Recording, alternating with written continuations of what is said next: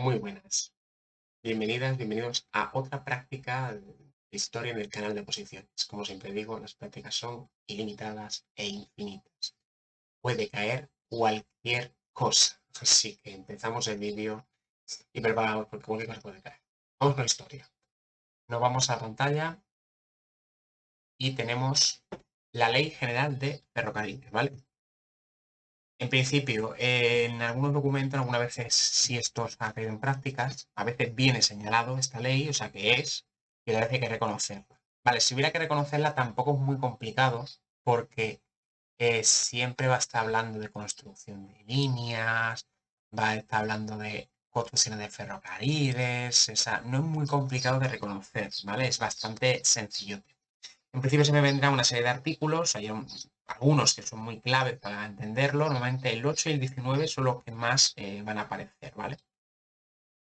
Así pues bueno, ¿cómo reconocerlo? Pues bastante sencillo. La firma siempre va a aparecer, evidentemente, donde se firma, la fecha, yo la reina, son todo bastantes pistas. Recordad que, claro, ferrocarriles, reinas, solo puede ser una, Isabel II.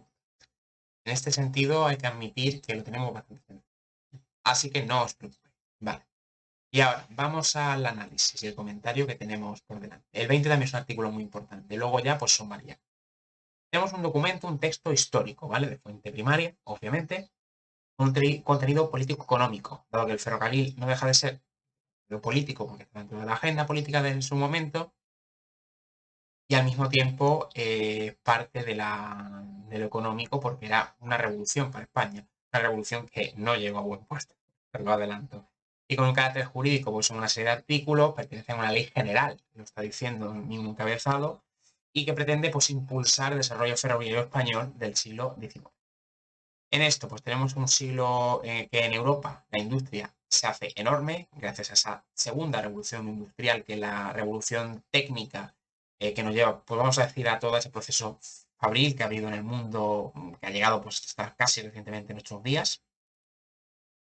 Pero aquí en España tenemos que llegar al bienio progresista, este 1854-1856, para que hubiese este avance.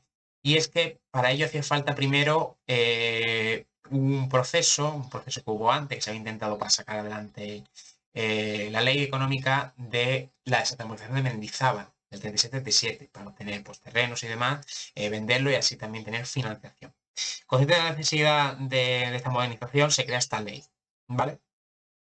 El asunto es que para entonces las medidas no fueron muy satisfactorias porque había un precedente de ley en 1844, 1855, en el que estaba como experimentando un poco, digamos, con las regulaciones que se podían hacer para esta ley de ferrocarriles.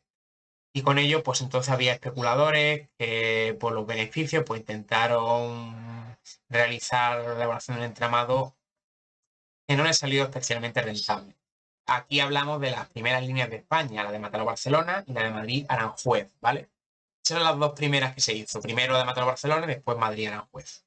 Luego tenemos la construcción del ferrocarril desde el 55 y el 66, de 1800 por supuesto, que fue un gran crecimiento, que se llevaron a cabo pues, grandes inversiones de capitales, que aquí mismo está viendo que se está buscando en el artículo 19 sobre todo, que se dice que hay unos capitales que se van a emplear y con ello es una iniciativa económica en la que se intervienen compañías extranjeras, especialmente las francesas.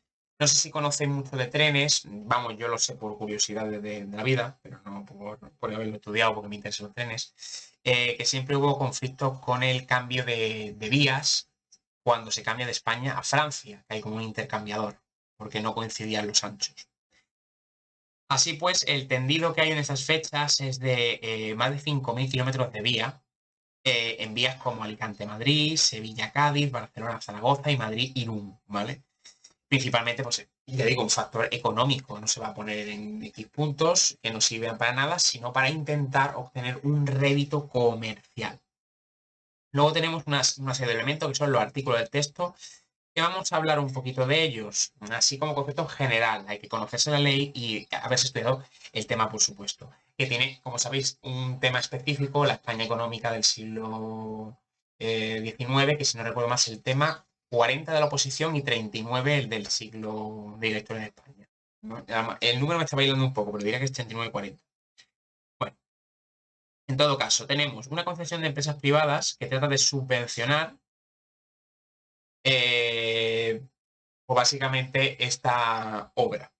Hay unas sociedades financieras y tenemos pues, la Sociedad Mercantil Industrial de Rothschild, que es la línea Madrid-Zaragoza-Alicante, para intentar interconectar esas tres grandes ciudades, la Compañía del Hierro del Norte de España, de banqueros, y la Compañía General de Crédito, ¿vale? Que era el grupo financiero PROS, ¿vale? Que está entre Sevilla, Jerez, Cádiz. Esta, pues claro, que somos Andalucía, pues la conocemos un poquito más por la historia de la minería y demás.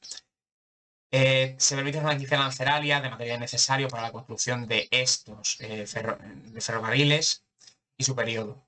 Es una franquicia arancelaria que se ha considerado como una oportunidad perdida para incentivar el crecimiento industrial de España. El problema de España siempre ha sido la carencia de inversión de, digamos, llevar a futuro siempre los términos, es decir, invertir para mejorar los beneficios posteriores. Somos muy conservadores en ese sentido, digámoslo así.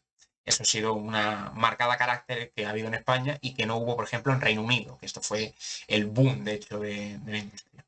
Y luego se estructura un diseño radial con un centro que está en Madrid, ¿vale? Que a fin de cuentas, bueno, tampoco era muy extraño, ¿no? Es decir, tenemos claro que esto iba a partir desde la capital. Y con ello, pues tenemos, ya digo, el ancho de los carriles, que en el europeo había uno y luego aquí hubo otro diferente. Esto era que el ancho entre carriles era más ancho que el europeo, ¿vale? La diferencia, si no recuerdo mal, era como de 20 centímetros o algo así de diferencia, que es bastante. Y luego estos son decisiones técnicas, que era la posibilidad de instalar calderas de vapor más grandes para aumentar la potencia de las locomotoras, por eso se hizo más ancho. Eso para superar pues, la difícil orografía del terreno. Esto lleva a que en un momento dado se produce una crisis financiera en España, en el 66, ya recordáis la historia, pues en el 66 es cuando aquí empiezan las cosas a torcerse con la gloriosa revolución, posteriormente los cambios con el Amadeo de Saboya, en fin. Y esta crisis lleva a un periodo de paralización de la construcción. Da escasa rentabilidad y por tanto las inversiones se frenaron. Al terminar la fase de construcción tan intensa que ha habido, las explotaciones de las líneas, se puso en descubierto que los beneficios eran muy escasos y el valor de las acciones cayeron por completo.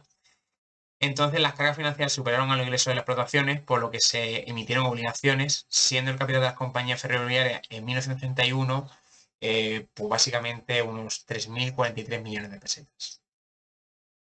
Se volvió a la etapa constructiva en el 73, cuando ya se restaura la monarquía y se completa el trazado de la red que había quedado paralizado. Pero claro, la crisis ya se había producido, entonces había el hecho de desaparecer, la mayoría de las compañías habían desaparecido y solo permanecían la del norte y la línea Madrid-Zaragoza-Alicante. La línea de ferrocarril del 77, que fue posterior, supone un relanzamiento de las inversiones. Pero claro, hace falta unas fuertes inversiones para construir y mantener el tendido ferroviario, porque no solamente sigue construyendo, es también su mantenimiento. Entonces podemos decir que la eficacia de la línea de ferrocarril ferroviaria española es completamente deficiente y supone un cambio importante respecto al programa del medio de transporte, pero que la situación, pese a todo, hizo que tuviera un cierto beneficio. Esto, ya digo, fue la primera vez que se ponía manos a la obra de este tipo de cuestiones. Si nos vamos al artículo, realmente el artículo nos está dando pie a poder hablar de esto. Es decir, lo que hemos comentado, si os fijáis, yo no he señalado ningún artículo concreto, pero tenemos aquí que señala particulares y compañías, ¿vale? Este sería el primer punto más o menos de interés. Luego tenemos que no se puede construir líneas sin haber obtenido concesión de ellas, ¿vale? Y luego tenemos los fondos públicos para esa construcción que hemos comentado, que sean las inversiones puestas, ¿vale? Y luego tenemos pues las entregas a las empresas del capital, ¿vale? Para que se vea. Luego tenemos la llegada de capitales extranjeros, que sería el otro punto que hemos tratado. Si os dais cuenta, lo he ido integrando en mi breve comentario.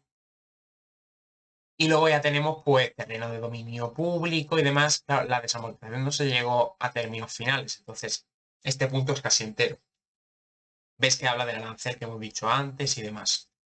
Y luego aquí, esto es lo que me ha dado pie a mí a hablar del tendido de las pulgadas castellanas, ¿vale? El ancho de la entrevía, que es diferente al del resto de Europa.